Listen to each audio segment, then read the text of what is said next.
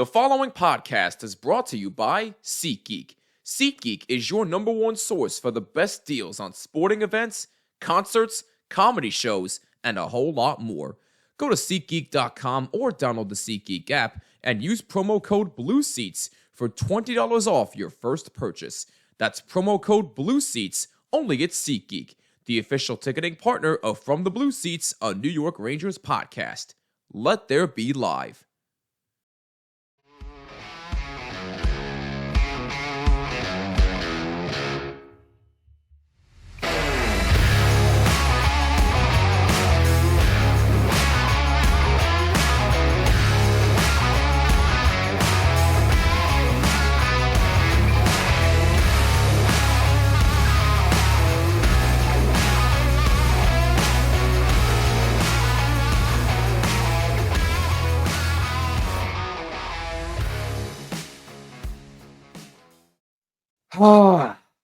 Man, oh man.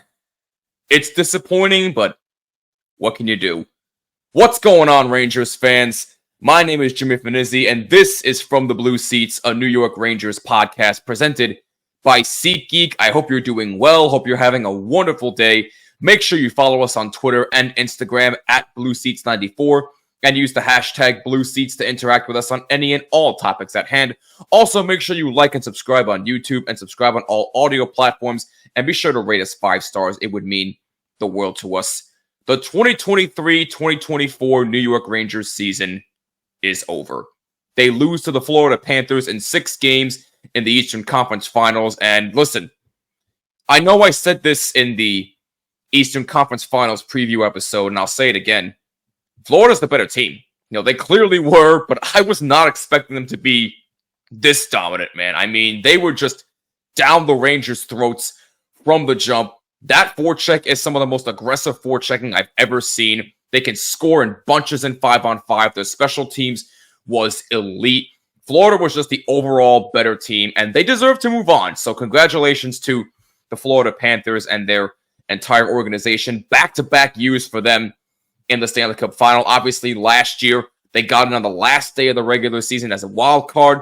They went all the way to the final, losing to Vegas. And then this year, they are back as the number 1 seed in the Atlantic Division, and rightfully so. They deserve it. But that's for the Florida Panthers. Again, congratulations to them. But obviously, it's a Rangers show, so we're obviously going to be talking about how the New York Rangers lost this series, where they go from here in the offseason, who stays, who goes, some salary cap stuff, and then at the very end, we will give out some final grades for the season overall. And thankfully, I am not alone to do so. I am joined once again by Heath and Steve from the Pigeonhole Podcast. Gentlemen, how's it going? Thank you guys so much for being on again. Going good. Thanks for having us. Appreciate you having us on, my friend. Anytime, fellas. The pleasure is all mine. Always a pleasure. And I am also joined once again by Mr. Jeffrey Krentzman from Mind Your Pucking Business. Jeffrey, what's going on, my man? How are you? How are you, Jimmy? I am doing, all things considered, I'm doing pretty good. Pretty good. I can't complain just yet, although, well, I could, but that's beside the point. We're going to do a lot of complaining about why the Rangers lost this series. And, gentlemen, let's not waste any more time and just dive straight in this. You know, I said it in the intro, and I'll say it again. You know, Florida was just the better team. I mean, I don't think anybody's denying that. Steve, I know you picked the Panthers in 7 in this series, and I said I wouldn't be surprised if Florida won this series because, you know, they're just better than the Rangers in all aspects, really. You know, their power play was more dominant. Their penalty killing, actually, you could say penalty killing was kind of even matched. You know, both teams left to score shorthanded, but Florida had the advantage 5-on-5. I really don't think there's any debate there. That's something the Rangers need to fix, but we'll get more into that in a little bit. By the way, I forgot to mention, Heath and Steve have a special announcement to make at some point in this episode, but we'll get into that in a little bit. But besides the point, Jeff, I'm going to start with you on this one. What do you think is the biggest reason as to why the Rangers lost this series? Well, I mean, there's a lot of reasons you can say. I mean, I could talk about Mika Zibanejad not scoring a goal since till game 1 of the Hurricane series. I could talk about Panarin not scoring since game 3 of the Hurricane series. but if I'm going to answer your question and tell you the biggest reason, it's special teams. 73% penalty kill in the series is not going to get it done. The power play was dreadful. If you think about the fact that all these goals were 1-goal losses, if you had a power play goal here and there, it's a completely different series. Like, it really is. So the biggest reason to me, and there's a bunch, but to answer your question the way it was phrased, the one biggest reason was special teams. I happen to agree with you. I mean, look, special teams was dominant during the regular season. They had the 3rd best penalty kill in the NHL in the regular season, top 5 power play in the NHL, and then it all just goes down south in the postseason. And, you know, Steve, you picked the Panthers in this series, and for good reason. You know, I can see why you picked them. You know, their special teams was clearly more dominant than the Rangers was. Yeah, so huge shout out first, though, to Igor. That guy was unbelievable. You know, if it wasn't for him, you guys aren't in that series at all. He was Thank you! Lights out again. But so the reason why I picked the Panthers even last year was you can just see the talent on the team and the way they poured it on. And the difference between this year and last year was a simple fact that the Panthers had to really pour it on in the last month of the season to squeak into the playoffs. Soon as the playoffs ended, their boys went into training. They're like, we're not doing this again. You know, we're going to make a harder push. So I don't think they were killing themselves at all. They had energy going into the playoffs. So I think that was, you know, one of the bigger differences here too. They just stifled the Rangers. Now, I said this to Goldie last night. I wish this was a 19-game series. That was great hockey. That was just such good hockey. My favorite game from the entire hockey year, you know, was the Edmonton Oilers versus the Colorado Avalanche at one point. Like I was up and I'm like, I can't go to bed. I was exhausted. I'm like, this was amazing. But that series was, you know, unreal, just unreal. And, you know, you guys are hitting the nail on the head when their special teams were better. And, you know, and I agree, there's a lot of other little reasons, you know, such as the big boys not showing up, right? But your biggest boy did show up, and they owe it to Igor next year. So the other Rangers that didn't really make their appearance in that conference finals, take a week off and go do what the Panthers did, start training.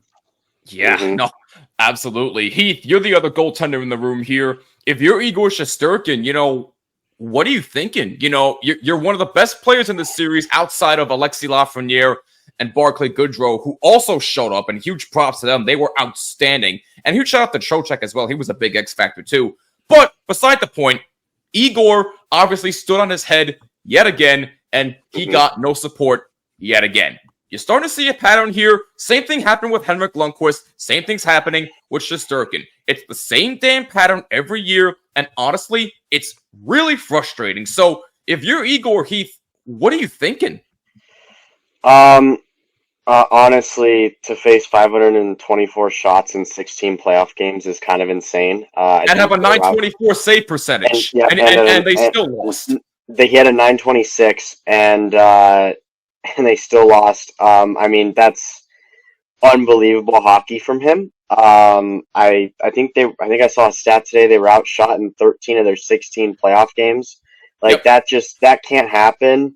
You can't wait until the third period to wake up either. That's kind of what happened in this series every single game, in my opinion. The big boys didn't really have that urgency. Honestly, wouldn't be shocked to find out that they were all very dinged up and hurt. Not saying that's an excuse at all, but it would not completely shock me if we hear that in the next few days. Just the way that they played. They weren't playing as physical as they were the first few games of the series. Obviously, those were overtime wins for us. I didn't see it going the way that after game 4, I really was kind of, we're in trouble here. But honestly, without Igor Shesterkin, that's a clean sweep. Yes. I really truly believe that the special teams fell apart. And granted, you're not playing the Washington Capitals and even the Carolina Hurricanes. There's a reason teams get to that level, and there's 4 teams left, and they're the best. They're typically the best 4. Me and Steve would probably argue that was for the Stanley Cup. That series was honestly for the Stanley Cup, and I think that's probably the best series we're going to have all year. But honestly, the biggest issue with special teams and the big boys not showing up. There's a difference between being an in-season player and being a playoff player. The playoffs is where you make your name. I'm not going to throw coaching under the bus too much, but I think leaving Rempe in as long as they did was a mistake. I think that you needed to be able to roll 4 lines. I think he went back to that old style of coaching where you sit a guy. If you don't have trust in Rempe at that point, you play him the first 2 games and you say, hey, we're not going to play you for the rest of the series, or hey, you need a game off, or whatever you may need to do there to change momentum. But like we were all talking about last night after the loss, Brodzinski played terrific in that game that they put him into. I think being able to roll 4 lines was big last night, but it just didn't get the job done. I think that honestly at the end of the day was a huge contributor. I think PK Subban said it in an intermission where when you run your big boys into the ground, they're not going to be able to produce. So I think that was honestly kind of what I think that's something that Laviolette will want to take back, is being able to roll 4 lines confidently. And I think that's going to go into a later point we're going to talk about of what the Rangers need to do to get over that hump of the Eastern Conference Final again and get back into the Stanley Cup Finals. Yeah, especially in Game 5, since they have not been friendly to the Rangers for the last 30 years. But, Jeffrey, you brought this up on the power play after Game 5, so I'm going to throw it to you on this one. And it kind of bothered me, too, and I was really thinking about it. You had a 1-0 lead, then you get a power play, and you do absolutely nothing to extend that lead. You were getting no good looks. You were getting no crisp passes. You were not getting any shots into the open lane. Their power play was absolutely anemic and virtually got no good looks at all. It's like they weren't even trying. Yeah, I mean, I'm assuming you're responding to what my Game 5 post-game recap was. Yes, I was referring to that, yes. And I pointed that out, and it was the same thing in Game 4, right? The Rangers had a 1-0 lead. They were then given a power play and couldn't score. Now, in Game 4, Mika was a crossbar away from doing so. But again, that speaks to the importance of special teams. If you go up 2-0 in either of those games, there's a high likelihood that you're going to win at least one of them, knowing that one game went to overtime and the other one was a 1-goal game. So, I don't know if it was, and I don't know if you guys agree with me, I felt like in the series on the power play, they actually moved the puck extremely well. They couldn't get good looks. Florida, it's got to be something they did where they kept everything in the perimeter. And let's be real, Bobrovsky, if he's going to see an Adam Fox wrist shot from the point, he's going to save it 100% of the time. I think it comes back to your point and what I said as well, that it ends up biting them that they didn't capitalize on those chances to get a real stranglehold on those 2 games. Yeah, no, you're absolutely right. Absolutely right. But special teams, definitely one factor, and obviously you look at the big guys, Kreider, Zibby, and Panarin not showing up again. The last time we saw Chris Kreider show up was Game 6 against Carolina, where he put an unguarded-like performance with a hat trick. But other than that, you got little to nothing from him. Zibby disappeared yet again. Panarin, I mean, I was starting to believe in Panarin after Game 3 of Carolina, but I saw the same old Panarin again. Something's got to give with these guys eventually. I mean, and that leads to the next conversation here. And, Steve, I'm going to throw it to you here. What did the Rangers do with this core? I mean, look, they're not getting any younger. I mean, I think you have at least, maybe, if you're lucky, 1 or 2 more cracks at the can with this core. But at this point, going into the 24-25 season, what do you do with them? Well, again, Goldie and I have been deep diving into the salary cap issues because there's some teams in some awful trouble. But fortunately, the Rangers aren't, right? They've got room and the cap's going up a little bit. Right. You need some bona fide playoff performers to get on your team, guys that have won a cup. That will help. That will help a bit.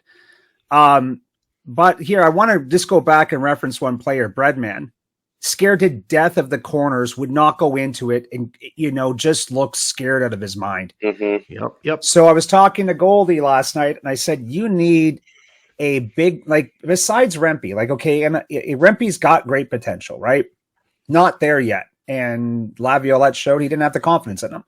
You need somebody that can play hockey and protect your guys out there and create space for them, right? So you need to go get a power forward to play with those guys to clean some of that room up, right? And so they're not scared. So, like, for instance, you throw a big check on Breadman, you're paying for it. You're paying for it, right? So, I was throwing out some names last night, over to Goldie, and there's a lot of good players coming available here. But for leadership, I love this guy. Goldie, loves this guy too. A Tyler Toffoli won't kill you. Yep. Very calming, great locker room guy, and he's a guy that can show up in the playoffs. He's done it, right? It's true. Another guy that I threw out. Fans know all about that one. They know. Don't remind us, Heath. We know. Anyway, go ahead, Steve. It's okay. Another guy I threw out that struggled last year for the Montreal Canadiens, but is a pretty good hockey player, but I think may need a change of scenery, is a Josh Anderson. Oh my! Great big boy. He's not scared to hit. He can skate.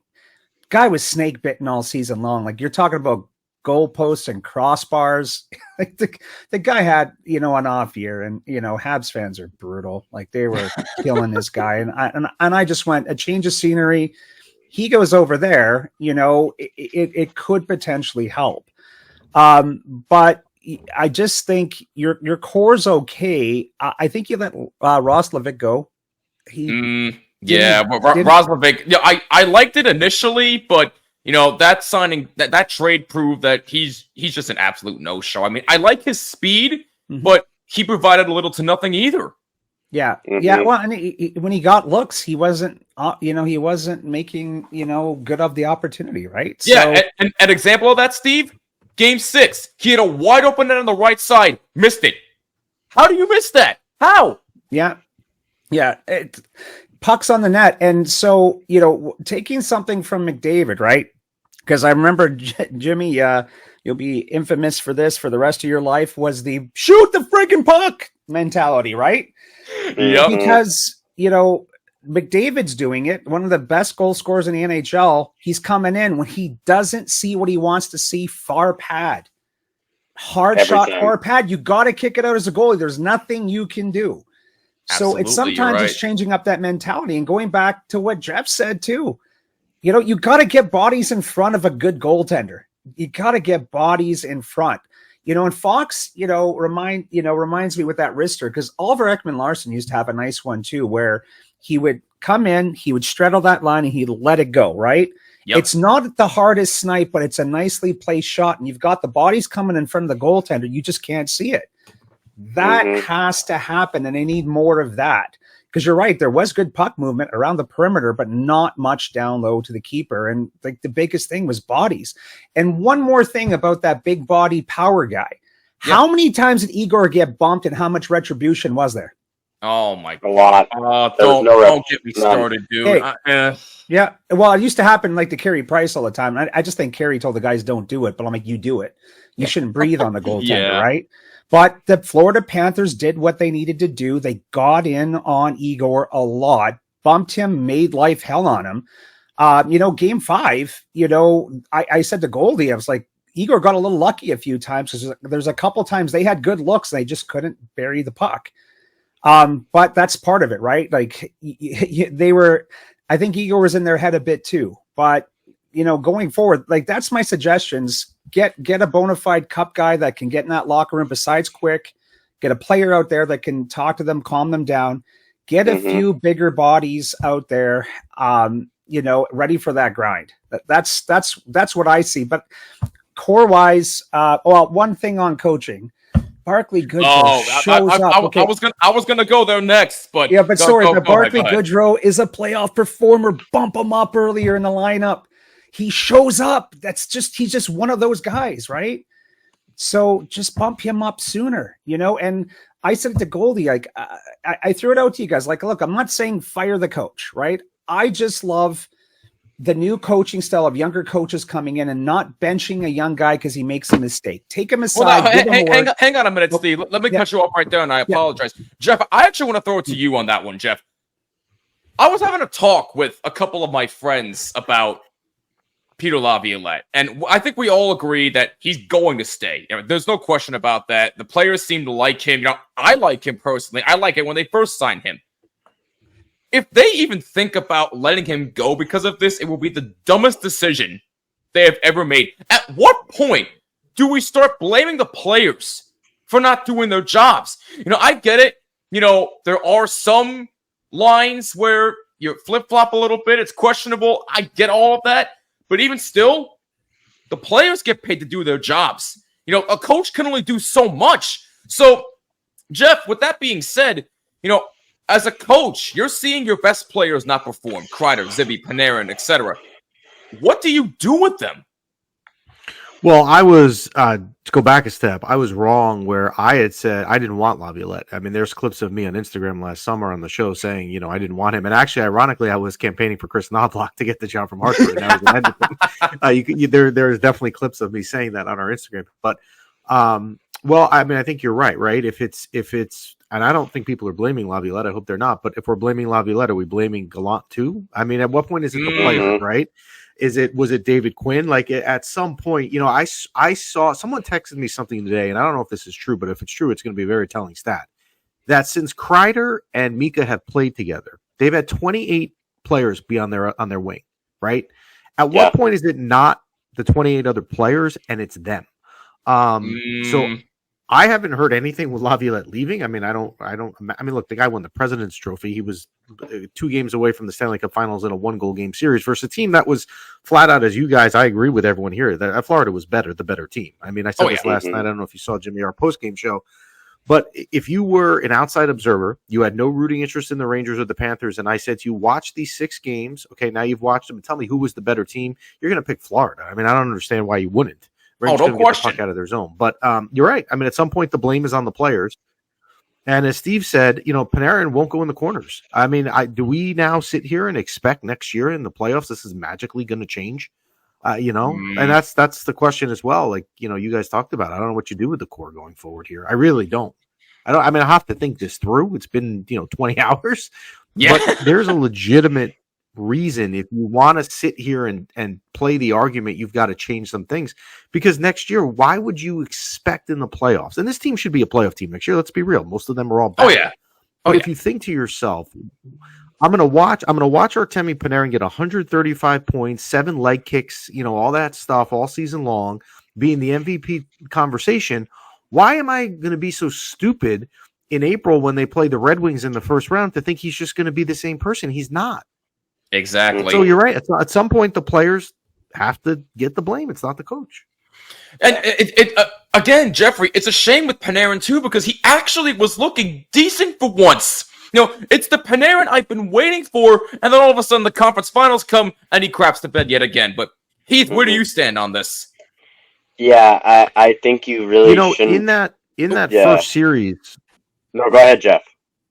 No, I was just going to say with Panarin, and I'm sorry, I lost you guys for a second there. But with Panarin, in that first series, he was confident doing dancing with the puck. He lost that confidence. We're this close to crowning a Stanley Cup champion, and with the action heating up on the ice, it's even hotter at DraftKings Sportsbook, an official sports betting partner of the NHL. Are you new to DraftKings? Well, listen up. New customers can get a no-sweat bet up to $1,500. Just deposit at least $5 and you'll get a bonus bet back equal to your first bet if it doesn't win. Download the DraftKings Sportsbook app now and use code THPN. That's code THPN for new customers to get a no-sweat bet up to $1,500 if your first bet doesn't hit. Only at DraftKings. The crown is yours. Gambling problem? Call 1-800-GAMBLER or in West Virginia, visit www.1800gambler.net. In New York, call 877-8-HOPE-NY or text HOPE-NY at 467-369. In Connecticut, help is available for problem gambling. Call 888-789-7777 or visit ccpg.org. Please play responsibly on behalf of Blue Hill Casino and Resort in Kansas. 21 plus, age varies by jurisdiction. Void in Ontario. One no-sweat bet per new customer. Issued as one bonus bet based on amount of initial losing bet. Bonus bets expire 168 hours after issuance. See sportsbook.draftkings.com/hockey terms for eligibility, wagering, and deposit restrictions, terms, and responsible gambling resources. Copyright NHL 2024, all rights reserved. Yeah, so I don't think you can blow up the core unless you're going to bring in a guy like Sidney Crosby. I mean, God. Can we not get in that conversation? Well, I mean, you're at that point with the core. You are. Me and Steve talked about this last night. You're at that point where you kind of need somebody. And Sidney Crosby, yeah, he might be on the older end, but he just had a career year. So True. I mean, and without Sidney Crosby, they're not even itching the playoff spot. I mean, they were right there. I don't agree with Russ saying if they would have beaten the Rangers in the first round. No. But I mean, if you look at that team, hang on, yeah. Heath. I apologize, but yeah, no, you're good. They would have put up more of a fight than the Capitals did, but the Rangers still win that series. Yeah, the Rangers still come out of that series. I think it's still a sweep. I just think the games might be slightly closer. Yeah. But No, I agree.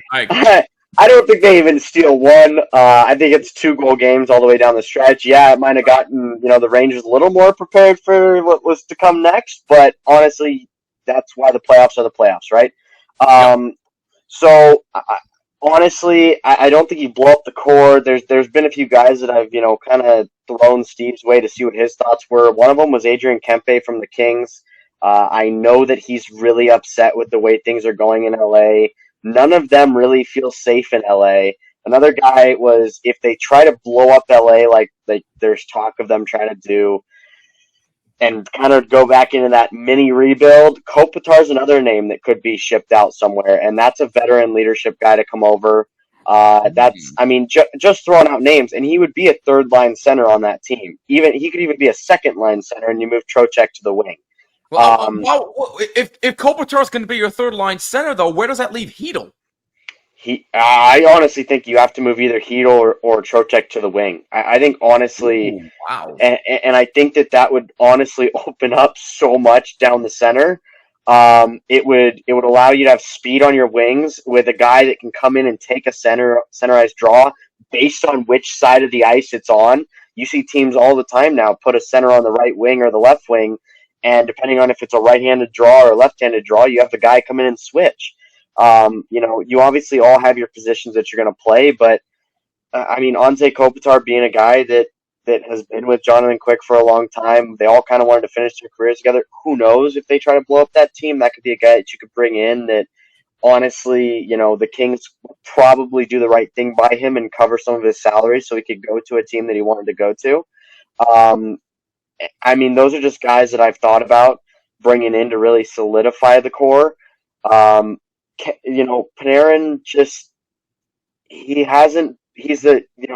Steve said he's the Mitch Marner of the Rangers. He really is. Mitch Marner doesn't show up in the playoffs. He's kind of that.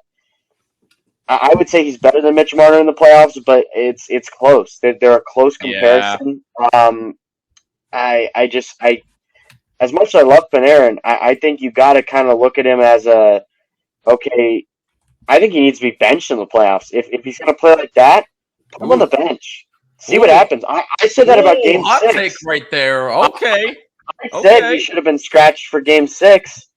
I thought Blake Wheeler had a terrific game, other than the one hooking call that he took at the end in overtime. The one game that he got to play. Because Zibanejad turned the puck over. That was horrendous what he did. And that's because Zibanejad turned the puck over in the offensive zone. So I thought Blake Wheeler should have been in the lineup the entire series. He had blocked shots in the game he played. He had the most hits in the first period. He was throwing the body around after not playing for a long time. Some people were even saying that was going to be a career-ending injury. I think you have to bring Blake Wheeler back. Just touching on your core thing, I don't think you blow it up. I honestly don't. I think this team is really good. I think that they just need a few key pieces. I think if you bring in maybe one or two scorers, if you could somehow pull off getting Tyler Toffoli and a guy like Adrian Kempe, both of those guys, all of a sudden you're still the President's Trophy winner and you're the Cup champion. So And to think jump in on this one for you, Heath, Yeah. imagine the speed of Kreider and Kempe on a PK. Kempe on the PK. Oh my god. And it would, or even Kempe and Zibanejad on the PK. I mean, that's speed. Or go bigger. What's his name here? One of the killers here, Sam Reinhart, is a UFA next season. Yeah. So, I mean, you could go. There's a lot of guys you go for in the free agent market to kind of spruce up this team a little bit. But I don't think you want to touch the team too much. I think you honestly re-sign all the guys you have, other than, I mean, maybe even sign Roslovic, but it's got to be under $1 million. I mean, I was about to say that. At least sign him to at least a 1-year contract worth I don't know, $700,000-$800,000, something like that. Yeah.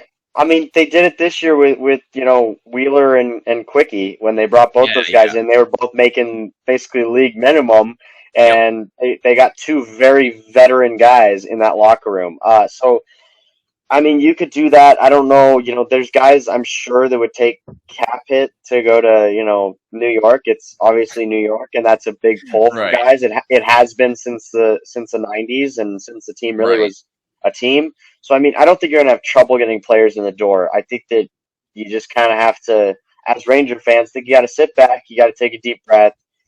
It's what happens. The Kings won 2 cups in the matter of 4 years or 5 years, and they were in the Western Conference Final, I think, every year for 5. So it's going to happen. You're not going to win every year. You're going to have really successful years. You're going to have years where, your team barely makes the playoffs, and you're going to win the cup. I mean, it's just... That's why hockey is such a great sport. It's about what team can get hot at the right moment. We know we have the goaltenders for it. It's just about getting guys up front and honestly getting maybe 1 or 2 more new defensemen that can rotate in if you get into that defensive issue again. 1,000% agree with you, Heath. Now, the last thing I want to bring up before we give our official grades for the season is this. Heath, you brought up free agents. Yeah. And Jeff, I'm going to throw it to you first. Who stays and who goes for the Rangers? Because I keep hearing that, Kakko may not come back. Trouba may be bought out, which would be stupid as hell. I don't know why you'd buy out contract. That would affect the cap a lot. But I'm hearing a bunch of rumors out there. Kakko, I think, is like the higher up on, maybe he may not stay. Wenberg may not stay. Roslovic may not stay. So, Jeff, who do you think stays and who do you think goes for next season? I've been a huge Kakko guy forever. I've lost my argument now. I mean, I just lost it. I don't know what value you would even get him, even though he's an RFA. I mean, are we going to now watch him go to another team and magically be the second overall pick he was supposed to be? Probably not. So I'm now at a point where I've changed my tune. I mean, I'd like to see him go out west so that if he does become that, he doesn't torture us. But that's to fair. Me, Roslovic, I didn't get a lot out of. I mean, if he walked, I wouldn't mind. Wenberg could walk.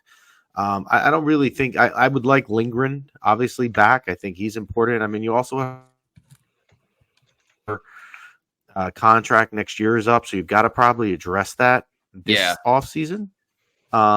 But I don't really think there's anyone that I'm sitting here and I'm Chris Drury saying I absolutely need this guy back or we're going to lose our window of opportunity here. Mm-hmm. That's a fair point. But no, listen, I would like Lindgren back. He's probably one of our toughest defensemen. I keep hearing who else was being thrown out there that could possibly be re-signed. I just had it. Wenberg maybe on a 1-year contract, although I think he's going to be out the door. But I wouldn't mind keeping Wenberg only if it's on a 1-year contract. Let him prove himself again. But Heath, what do you think? Who stays and who goes? Yeah, that's kind of where I differ from you a bit there, Jimmy. I think that Wenberg needs to be back for sure. I think he's I think he played a vital role. I think that he's a center, and I think he's a 4th-line center, or even a left winger. I don't think putting him on the top line was a great idea last night. But I did see where he was going with that. He was trying to add speed and to that line and trying to get that line mixed up a little bit. But I think that I'm going to look at cap friendly real quick. I think Lindgren has to be back. I think that's a no brainer. I think you have to lock down Igor this offseason. 100%, yes. And honestly, I would sign him to a 5-year deal. I wouldn't touch an 8-year with him quite yet. I would do a 5, and then Kako, I would trade him out west. I would try to trade him out west to the Kings. That was actually a trade that I talked to Steve about. Maybe even trying to acquire a guy like Adrian Kempe. You send him out there with a couple first rounders or a couple prospects, and you get the Kings to retain 50% to 25 to 50% of that salary. He comes in. You put him on that second line, I think, with Trocheck and Laffy, and all of a sudden that line is your first line. I think that that's honestly what could happen. But I don't see them just letting Kako walk. I think they're going to trade. They're going to trade him if they let him go at all. Another guy that I think needs to be back is Blake Wheeler. Like I said, I think Wheeler needs to be back on another 1-year to 2-year deal. Nothing more than like $1 million a year. Yeah. But I do think he deserves $1 million a year if he is going to come back. Just what he went through this year, the determination to get back. He is a great leader in the locker room. Whatever Jets fans may say about that, you clearly saw differently in New York, and I think that the change of scenery for him was big. But I mean, those are the key guys. I think that you got to kind of look to the future too. I think Britt Schneider you have to have back on that D end. That's who I was thinking about. Braden Schneider. If they don't bring him back, boy. Well, I mean, if it's either him or Montour, I'm taking Montour. So if it's a difference between getting him or Montour in the building, I'm taking Montour. But I mean, Lindgren's a no-brainer. That one's got to be signed. And honestly, I'd go to every one of these guys and I go, hey, let's take team-friendly deals. If I'm the captain and I'm the leader on this team, if I'm Jacob Trouba, I'm calling a team meeting tomorrow and I'm going, hey, if we want to win this thing, we all need to take team-friendly deals. We need to get another guy in here that's going to, be maybe a little bit bigger of a contract in the offseason. Maybe even you get a defenseman and a forward that, maybe take up $3 million each. Big name guy that's willing to take a little bit of a cap hit. Actually, yeah. Heath, hang on a minute. I'm sorry, but I just thought of another name. What about Eric Gustafson? Do you bring him back? I think he'd come back for like $750K. I mean, I think he'd come back for league minimum. Yeah. He loves playing for Laviolette. I think you do bring him back. I thought he played well this season. I didn't think he was. I thought so. The D-core really played well all year, in my opinion. They really did up until, they can't really do much. They can't score and play D all at the same time. Obviously, that's their job, too, to score. But the scoring issues was on the forwards. In the last series, I'm never going to blame D for scoring issues. No. So, nor should I. As a goalie, I'd rather them play good in the defensive zone. Granted, they did lose a few guys in front of the net, but that's going to happen. Fox is playing on 1 foot for that series. So what he did was great. So, I mean, I think you have the core guys there. I think you just got to bring in a couple of big names like Tyler Toffoli, or I could see them going for Tyler Toffoli just because he's such good friends with Jonathan Quick that he probably would take a 2-year deal or a 3-year deal for less than what he's worth to come and try to win one in New York. So I think that's kind of where the outlook needs to be as Ranger fans, is not so much hating the team we have, but hey, let's improve on the team we have. Jeff, what about you? Do you bring Gustafson back? I would, if the price is right. I mean, Zach Jones to me, and I've said this forever, is not an NHL defenseman. He's too small. So if you're not going to go to him, if you're not confident in bringing him in, which they're still not, right? I mean, think about the defensive lapses you saw in the last month and a half, and they still wouldn't go to Zach Jones. So that should tell you what the organization thinks of him. So if you're not going to go to him, and you can get Gustafson on the cheap, which is probably what you can. I guess he's already as a 6th defenseman. I mean, I don't know that, if you go anywhere else around the league to try, you're trying to strike fire in a pan. You're just trying to get lucky on a cheap deal, which is fine, but I wouldn't be opposed to them bringing him back. But if they let him walk, I'm okay with that also. Steve, real quick, before we give grades, what do you think? Who stays and who goes? Like I said, your core is okay, but like I agree with Goldie. Okay, Lafreniere looked like your best player. He just looked So good. And that You know, confidence. Lafreniere was on another level these playoffs. I love what I saw from him. Yeah, just oozing confidence all the way through, right? And not scared to make a big play. So get some support for him. Bump him up to the first line, but strengthen that fourth line. Defensively, again, I wouldn't touch much on your defense unless you're getting somebody that can really make an impact, but you're pretty solid defensively and you've got good goaltending.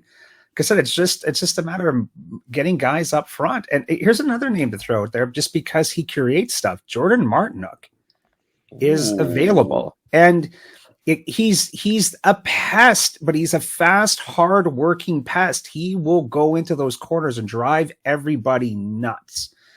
And the biggest advantage you guys have is you're in New York. Who doesn't want to play in New York, right?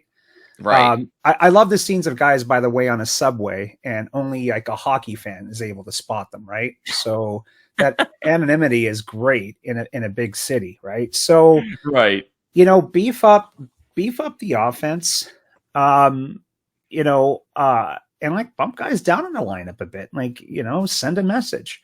Lafreniere should be up on your first line now. So defensively, don't do much. Offensively, we've thrown out some names. Go shake it up. Yeah, especially 5-on-5. You're absolutely right. All right, so to wrap up the show for today, let's give our final grades for the 2023-2024 season. And Jeff, I'm going to start with you. What grade do you give this season for the New York Rangers? I'm between an A- and a B+. You can't give an A, right, without winning the Stanley Cup. Right, obviously. I mean, I can't do that, but I'm going to give them an A-. Look, they've had a really obviously good year. President's Trophy, some memorable games, whether it be the Stadium Series comeback in February, the game before Christmas with Kreider in overtime against the Sabres, Lafreniere versus Columbus in November when he scored the tying goal with 6 seconds left and won it on that ridiculous shootout goal. So they gave the fans a lot of memories, a lot of really good things. A great playoff run. I mean, the Carolina series and Washington series was great. I'm going to say A-. By the way, Jeff, I was at that game against Columbus.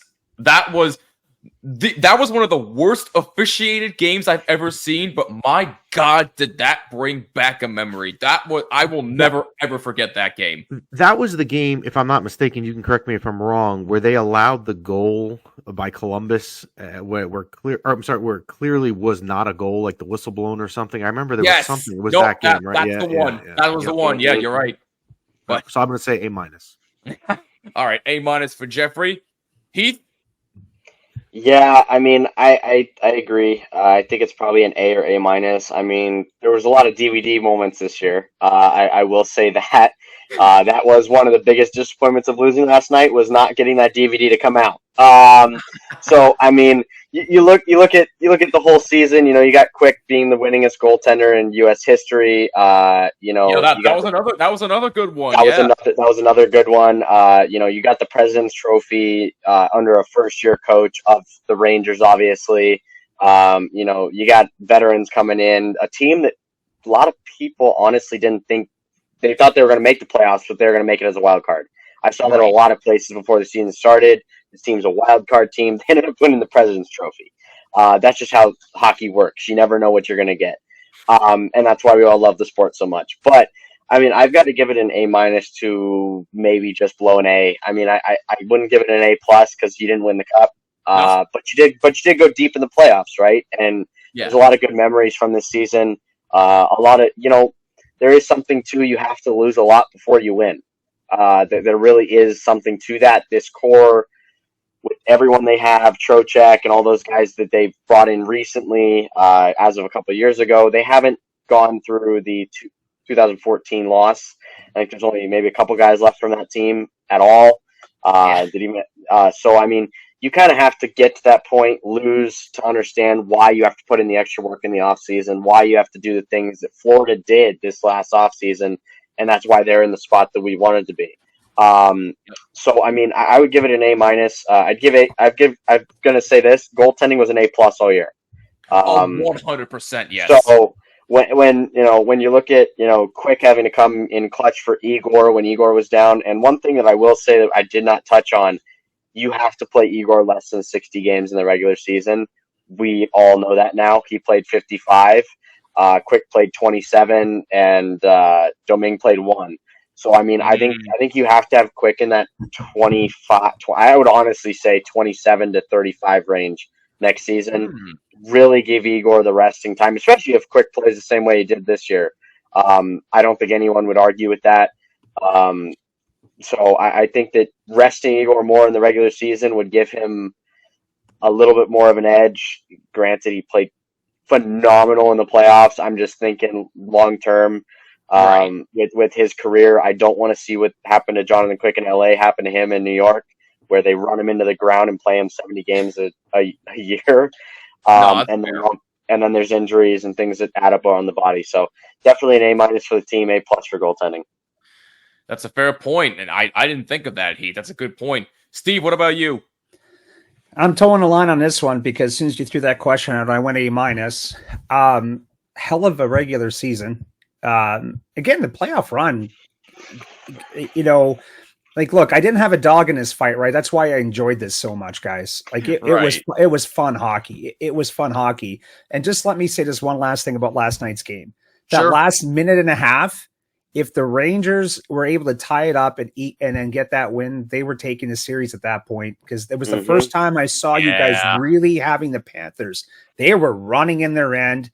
A little bit of that jitters, like, hey, we're about to make the conference finals, but they got sloppy. When that pressure all of a sudden came on them, they got a little sloppy.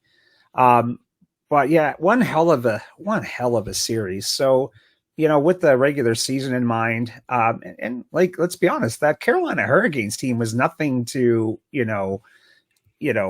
shake your head at either. Like, that's a hell of a hockey team too. So, so with that being said, definitely A-. And, if you can get tweak this team next year, you should have an A+ year. I think we're going to complete the quadruple fecta, if that's even a word. If it's not, I don't care. I made it up. I give it an A- too.